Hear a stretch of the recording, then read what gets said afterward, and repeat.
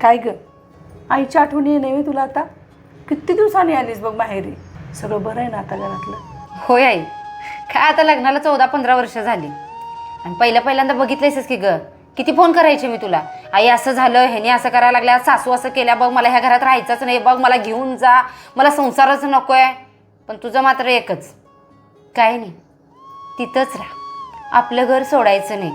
लय राग यायचा अगं मला तेव्हा तुझा, पण आता कळतंय की तू का मला तसं सांगायचीस. त्यावेळेस तुझं वय पण कमी होतं आणि तुला तेवढी समज पण नव्हती, आणि आम्ही पण त्यातनं चालू आहे की ग. आणि त्याच अनुभवातनं मी तुला सांगत होते, जर आता धरून राहिलीस की पुढं सगळं चांगलं होणार आहे.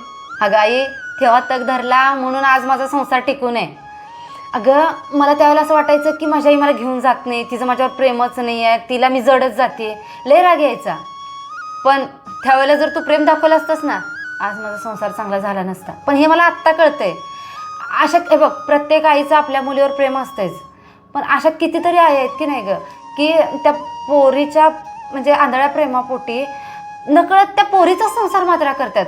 म्हणजे हे बघ, आई जर प्रत्येक वेळेला उचलून चल मला काय माझी पोरगी जड नाही म्हणून घेऊन जायला लागली, तर ती पोरगी संसारात तडजोड करणं, त्या नवऱ्याला समजून घेणं, सासू सासऱ्याला तोंड देणं किंवा त्या परिस्थितीतनं खंबीर बनणं, अशी ती पोरगी बनणारच नाही ग. ती त्यातनं काही शिकणारच नाही. मग तिला आई चांगली वाटेल, आईला पोरगी चांगली वाटेल, पण मग तिचा संसार गेलाच की ग, तुटलाच की ग. मग हे काय काय आहे ना, कळत नाही की नाही ग. पोरींनाही कळत नसते, वयानुसार त्यांना कळतंय, पण तोपर्यंत वेळ निघून गेलेली असत्या. पण ह्या आईनं जर नीट समजावून सांगितलं तर कितीतरी पोरींचे संसार टिकतील आणि चांगले होतील की नाही.